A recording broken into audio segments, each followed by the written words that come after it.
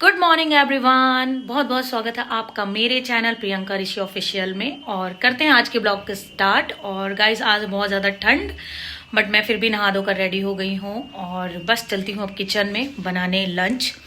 And सुबह भी मैंने जो चीज़ बनाई थी, मतलब मैंने आज सुबह मटर पनीर ही बनाई थी, तो सिंपल बनाई थी। फिर उसको मैंने थोड़ा सा अभी और मसाले के साथ में बनाया है ताकि थोड़ा और टेस्ट बढ़ जाए, क्योंकि युवान के खाने के लिए मिर्ची और मसाले वगैरह मैं थोड़ा कम यूज़ करती हूँ।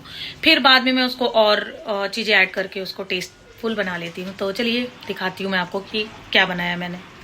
तो गाइज मैंने बनाया मटर पनीर, जो कि सुबह ही बना लिए थे युवान के लंच के टाइम पे, मतलब लंच बॉक्स के टाइम पे।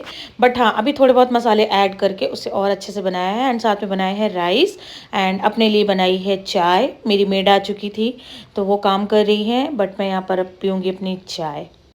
तो गाइज ऋषि एंड युवान भी आ चुके हैं, तो हमने किया हमारा लंच। एंड मैं साथ ही देख रही हूँ आज एक हॉरर मूवी, बहुत ही अच्छी सी। तो गाइज कल का है हमारा कुछ प्लान बाहर जाने का, और अभी वो कितना पूरा हो पाएगा वो तो मैं कल ही बता पाऊंगी। बट कल से पहले मुझे आज कुछ तैयारियां करनी है, वो है आउटडोर, मतलब बाहर जा कर के।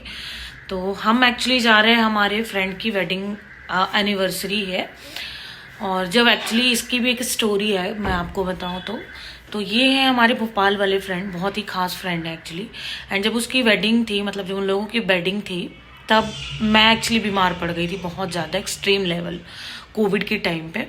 एंड कोविड से भी थोड़ा आगे, मतलब कोविड से 1.5 ईयर के बाद में, मतलब 1.5 साल के बाद में उन लोगों की शादी थी जनवरी 20 को। एंड मैं बहुत ज़्यादा बीमार पड़ गई थी, तो हम जा नहीं पाए थे। उसकी वजह से कुछ टाइम तक तो हमारे ग्रजेस चल रहे थे, हमारी बातचीत भी बंद हो गई थी। बट उनका जब बेटा हुआ तो उस टाइम पे फिर हमारी बातचीत बढ़ गई। एंड ऑब्वियसली बहुत ज़्यादा बॉन्डिंग हमारी पहले से थी, बहुत ज़्यादा बॉन्डिंग थी। और हर किसी का गुस्सा होना बनता है, अच्छा कोई खास फ्रेंड हो और वो आपके खास मोमेंट में साथ नहीं हो तो ऑफकोर्स हर किसी को गुस्सा लगता है। तो बट हमने ही इनिशिएट किया था भैया से बात, क्योंकि सच में वो गुस्सा थे, बट हमारे पास में भी रीज़न जेन्युइन था। मैं बहुत एक्सट्रीम लेवल बीमार थी उस टाइम पे, ऐसी ज़्यादा कि लग रहा था कि हो सकता है आज हूँ और कल ना हूँ, ऐसा। तो फिर भी ठीक है, उनका भी एक मोमेंट था जो हमारी वजह से खराब हुआ, हम नहीं जा पाए। बट बाकी चीज़ें तो ऑलमोस्ट चल ही रही थी, शादी वगैरह किसी के बिना नहीं रुकती है। फिर तब से अभी तक हम उनके एनिवर्सरी में भी हम आज तक नहीं जा पाए।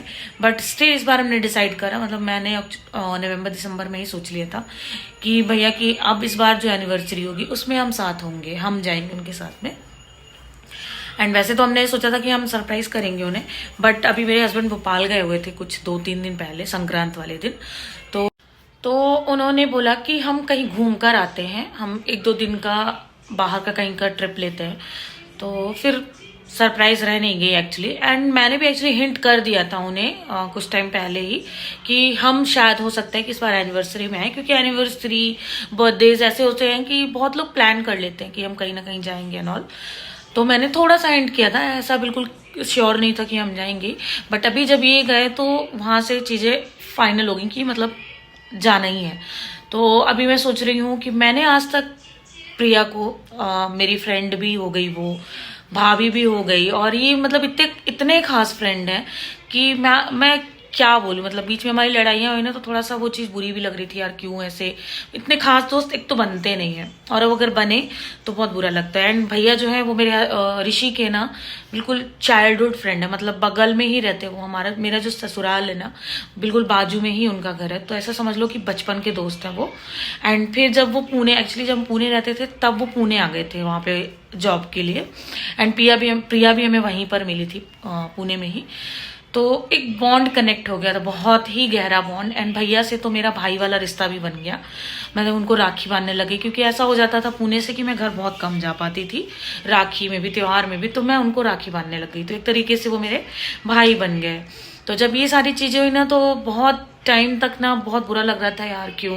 एंड स्पेशली मैं बहुत ज़्यादा फील कर रही थी कि यार क्यों ऐसा हुआ। एंड जब आदि के बारे में जब उन्होंने अनाउंस किया कि दे आर प्रेग्नेंट, तो मैंने ही इनिशिएट किया, मैं ही फ़ोन लगाई, बात करा, क्योंकि यार चलो कोई किसी को तो आगे बढ़ना ही पड़ता है इन चीज़ों में, किसी को तो इनिशिएटिव होना ही चाहिए। एंड स्टिल माइंड में ये भी था कि चलो यार थोड़ी गलतियां मुझसे हो गई हैं, थोड़ा वो अंडरस्टैंड नहीं कर पाए हमें, बट कहीं ना कहीं एक आदमी को तो आगे बढ़ना ही पड़ेगा। तो उस दौरान मैं उसमें, तो फिर उसकी कड़ी बोल लीजिए या सीढ़ी बोल लीजिए, मैं बन गई। और सच बताऊं तो जब मैंने उन्हें पहली बार कॉल किया तो मैंने उन्हें बोला कि आपने हमें एक्चुअली बताया नहीं कोई भी चीज़ कि प्रिया प्रेग्नेंट है एंड ऑल। तो सच बताऊं उस मोमेंट में ना हमारे बीच में बिल्कुल भी ऐसा कुछ हेजिटेशन वाला, जब मैंने उन्हें कॉल करने का सोचा तब मन में आ रहा था यार उठाएंगे नहीं करेंगे बात, जो भी चीज़ें उस टाइम पे आनी चाहिए वो हुआ। बट जब उन्होंने फ़ोन उठाया और हमारी बात हुई तो हम एकदम नॉर्मल बात कर रहे थे और बहुत अच्छे तरीके से। एंड वो मेरा बात करना हुआ और कुछ दिनों बाद इवान का बर्थडे था तो मैंने उन्हें बोला भी कि आप आओ पुणे और मिलो, क्योंकि वो भोपाल शिफ्ट हो गए थे। कोविड के टाइम पर ही मेरी डिलीवरी हुई है, उसके कुछ मैं मम्मी के घर चली गई हूँ, 20-25 दिन के बाद में वो भोपाल सेटल हो गए थे। तब से फिर हमारा मिलना जुलना नहीं हुआ था और हमें शादी में ही मिलना था एक्चुअली। फिर वो आए, जब युवान के बर्थडे पे मैंने उन्हें इनवाइट किया तो वो आए थे, उसके एक दिन बाद आए थे क्योंकि उनका एक दिन के बाद का कुछ काम था तो वो उस दिन आए। एंड फिर वो धीरे धीरे करके हमारी चीज़ें बढ़ गई और बातचीत होने लग गई। प्रिया से भी बात हुई, जब आदि हो गया तो हम लोग मिलने गए, मतलब मिलने गए, उन्होंने एक फंक्शन किया था आदि के लिए तो उस पर हम गए थे। एंड फिर वो पुणे आ गए थे, उन्होंने घर वगैरह ले लिया था पुणे में तो वो फिर से पुणे आ गए थे। फिर वो कुछ दिन हमारे घर रुके थे, उनका घर का पोजीशन तो आ गया था बट पूजा वगैरह नहीं हुई थी तो उस टाइम पे वो जा नहीं पाए थे, मतलब घर नहीं जा पाए थे एक्चुअली, जब तक पूजा नहीं होती है कहते। तो कुछ दिन घर पे रहे मेरे, तो बस वहां से फिर हमारी चीज़ें वापस उस तरीके से हो गई। एंड स्टिल अभी तक बहुत अच्छा है, भगवान अब नज़र नहीं लगाए इन रिश्तों को। ऐसे दोस्त बहुत मुश्किल से मिलते हैं एंड ऐसी दोस्ती को बचा के रखना चाहिए। तो गाइज यही था वहाँ का स्टोरी पुणे का एक्चुअली, जो भी चीज़ें हुई एंड कोविड के टाइम में। बट हाँ अभी स्टिल सब कुछ ओके है, बहुत बढ़िया है, भगवान सब कुछ अच्छा रखे। हम भी ट्राई करते हैं कि हम ऐसा कुछ नहीं करें कि उन्हें हर्ट हो, वो भी ट्राई करते हैं कि हमें कुछ हर्ट नहीं हो। एंड हम एक दूसरे के मोमेंट में ट्राई करते हैं कि पहुँचे, क्योंकि लाइफ में एक या दो ही फ्रेंड्स होते हैं जो बहुत स्पेशल होते हैं एंड वो आपके लिए सब कुछ करने के लिए तैयार होते हैं। मीन्स आपके डे को, आपके टाइम को अच्छा बनाने का ट्राई करते हैं। एंड मेरे तो सच में बहुत ही सिलेक्टिव पर्सन्स है जो दोस्त है मेरे। हाँ बातचीत सबसे होती है बट जो बहुत क्लोज फ्रेंड्स होते हैं ना उसमें बस 2-3 लोग ही हैं, ज़्यादा लोग नहीं है मेरे साथ में। एंड ऋषि का भी सेम चीज़ है, उनके केस में तो ऐसा है कि उनके पास दोस्त ही सिर्फ अमर भैया है, उसके अलावा उतना क्लोज फ्रेंड उनका कोई भी नहीं है, कोई भी नहीं जिसके घर में हम जाके स्टे करें या कोई हमारे घर तो हालांकि सबको ही आके रह जाता है जो भी, क्योंकि मैं इतनी काम एंड कूल हूँ एक्चुअली मैं सबको कंफर्टेबल फील करती हूँ बट मैं किसी के घर में बहुत जल्दी कंफर्टेबल फील नहीं कर पाती हूँ। और मेरे साथ सच में ये मेरा एक्चुअली नेचर है, मैं बहुत ज़्यादा कंफर्टेबल नहीं हो पाती हूँ। तो और ऐसा नहीं है कि ये दोस्तों के साथ में है, मतलब मैं समटाइम्स अपने मामा मामी चाचा चाची के यहाँ भी गई ना तो इतना ज़्यादा कॉन्फिडेंटली या कंफर्टेबली नहीं रह पाती हूँ, पता नहीं क्यों, मेरा नेचर है एक्चुअली। बट मेरे यहाँ कोई भी आ जाए, कैसा भी इंसान आ जाए, फर्स्ट टाइम मिल रहा है, वो भी मेरे घर में इतना कंफर्टेबल हो जाएगा कि उसको 2 दिन रहे, 3 दिन रहे, 4 दिन रहे, वो बहुत इजी मेरे घर पे रह सकता है क्योंकि मैं ऐसी हूँ जस्ट जोकिंग। बट सच बात है ये कि मैं एक्चुअली सबके घर में कंफर्टेबल फील नहीं कर पाती हूँ, बहुत कम ऐसे लोग हैं जिनके घर में मैं जाके रह पाती हूँ।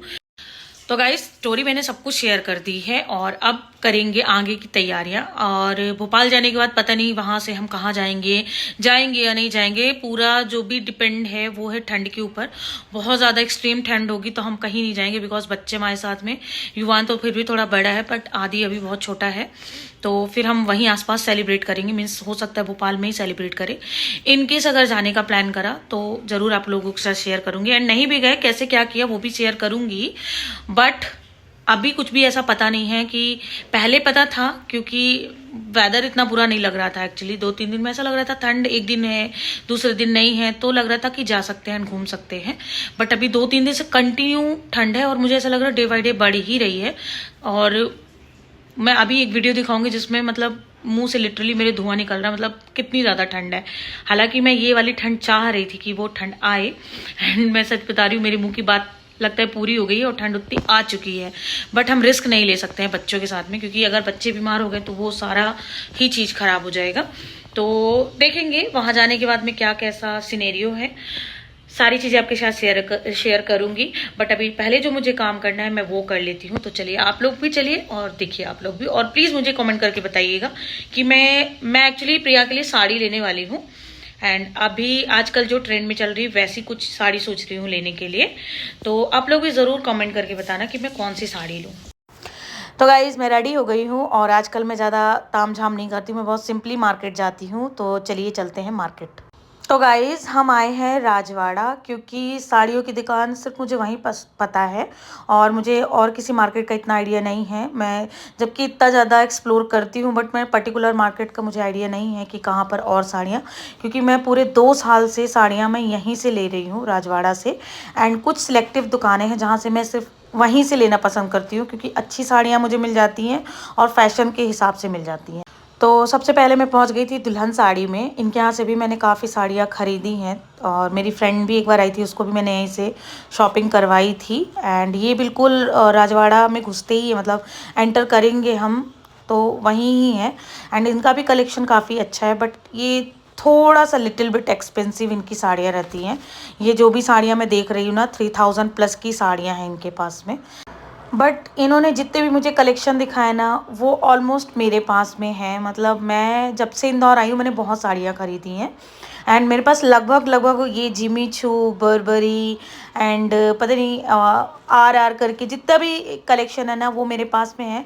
तो मुझे थोड़ा सा कुछ डिफरेंट चाहिए था तो मैंने इधर पे ना कर दी। एंड हम इसके आगे चले गए और मेरी कुछ और भी दुकानें हैं अंदर। अब मैं वहाँ जाऊँगी एंड वहाँ देखूँगी मैं। तो चलिए चलते हैं। बट गाइज एक प्रॉब्लम हो गई थी। मैं मार्केट जब अंदर गई राजवाड़ा का जो मेन मार्केट साड़ी का, तो वहाँ पर ना 80% दुकानें क्लोज हो गई थी। बट फिर भी मुझे एक साड़ी पसंद आ गई थी और मैंने यहाँ से वो ले भी ली थी। और मैंने ये साड़ी ली थी रूही कलेक्शन से, जो कि राजवाड़ा में ही है और इनका भी कलेक्शन काफ़ी अच्छा है। कई बार आ चुकी हूँ मैं यहाँ पर भी। एंड अब साड़ी आपको मैं कल के ब्लॉग में दिखाऊंगी कि मैंने किस कलर की साड़ी खरीदी है, किस पैटर्न में खरीदी है, कौन से फैब्रिक में खरीदी है। एंड आप लोग भी कमेंट करके ज़रूर बताइएगा कि आपको कैसी लगी। तो बस साड़ी वगैरह लेकर आ गए थे हम अपने एरिया में, और वहाँ पर फेमस एक मोमो वाला है, चिंटूज़ मोमोज़। इससे मैं 2 साल से इसके यहाँ के मोमो खा रही हूँ। जब मैं आई थी तब से इसके मोमोज़ बहुत ज़्यादा टेस्टी और बहुत रीज़नेबल प्राइस में है। एंड गाइस बहुत ज़्यादा ठंडी थी। आप देखो मेरे मुँह से धुआं निकल रहा है यार, सच में बहुत ठंड है। एंड ठंड के टाइम में गरम गरम चीज़ों की बात ही अलग है। तो रास्ते में हम घर जा रहे थे और हमें फिर से ये दिख गए थे चने वाले भैया, तो हमने यहाँ से लिए चने। तो गाइज आज के ब्लॉग को करेंगे यहीं पर एंड। आशा करती हूँ आज का ब्लॉग आप लोगों को अच्छा लगा हो। अगर अच्छा लगा है तो प्लीज़ कमेंट करिएगा, अपने फैमिली एंड फ्रेंड्स के साथ शेयर करना मत भूलिएगा। चैनल में अगर नए हैं तो सब्सक्राइब कर लीजिएगा। ऐसे अच्छे अपडेट एंड ब्लॉग के लिए मेरे साथ यूं ही बने रहिएगा। एंड मिलूंगी अब आप लोगों से नेक्स्ट ब्लॉग में नए अपडेट के साथ में। तब तक के लिए take care, bye bye, love you all.